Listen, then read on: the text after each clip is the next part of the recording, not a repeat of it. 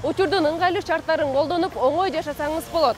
Кандайдыр бир буюмуңузду белгиленген жерден алууга, жеткирип берүүгө, куштай учкан кыска убакытта жетишпей жатсаңыз, сизге курьер жардамга келет. Азыр жеткирип берүү кызматында жүздөгөн адамдар иштейт. Алардын басымдуусу жаштар. Кыска убакыттын ичинде көп акча табат. Ушулардыкы эле жыргал деп ойлой турган болсоңуз, сиз жаңылышасыз. Анткени курьерлердин дагы биз билбеген түмөн түйшүгү бар. Ал кандай түйшүк дей турган болсоңуз, азыр билебиз. Саламатсызбы?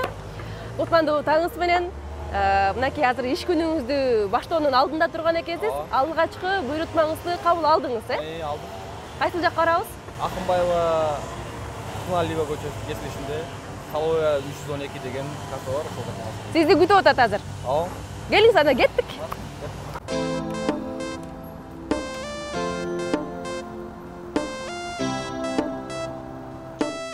Ары түйшүктүү, ары кызыктуу жеткирип берүү кызматында иштеген Самат убакытка өзгөчө көңүл бурат.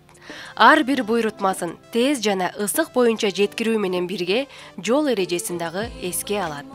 Учурда бул кызматта иштеп жатканына 2 жылдын жүзү болуп калды.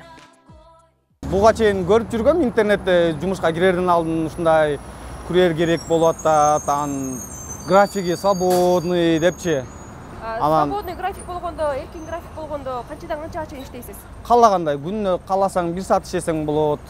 Эң көбү 14 саатка чейин иштесек болот. Анан эң азы ошо 1 саат. Кааласаң иште, кааласаң эс ал. Анан 3 саат иштеп, кааласаң 1 саат дем алып, кайра 3 саат иштесең болот. Айырмасы жок. Бир күндө канча буйрутманы дарегине жеткирип берүүгө жетишесиз?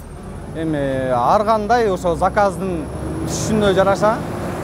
Заказ көп, эгерде көп болсо, бир 10 саат иштесем, эгерде 10 саатта 20 болуп калышы мүмкүн, кээде 18 болуп калышы мүмкүн, кээде 22 заказ болуп калышы мүмкүн. Ар кандай болот? Ар кандай, күндө ар кандай да. Ошол бир буйрутмаңыздан сизге канча түшөт, канча калат? Бизге эң аз төлөп бергени 100 сом болот. Орточо эсеп менен 1800, 2000 10 саатта тапса болот велосипед менен. Эми велосипед менен бат деле кыймыл жеткире албайбыз. Анан бизге алыс заказдарды, 10 километрге окшогон заказдарды бизге бербейт. Жеткирүү кызматын топторго бөлүп карасак да болот. Алар жөө, вело, мото жана авто курьерлер. Курьер ыкчам болуп, бирок ошол эле учурда коопсуздугун дагы унутпашы керек.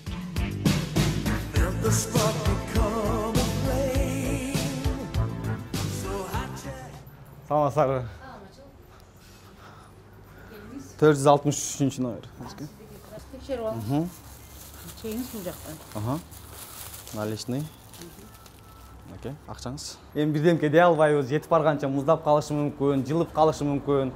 Ошого клиенттер суранып, жаман көрбөңүздөр.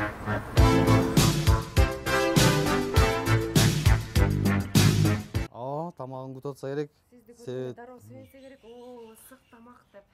Ар кандай болуп калат, кээде жаман маанай менен чыгып калышы деле мүмкүн.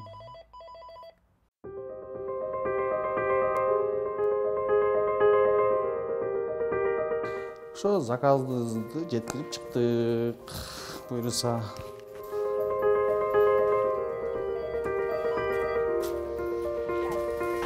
Жеткирүү кызматы байыркы доорлордо эле башталган.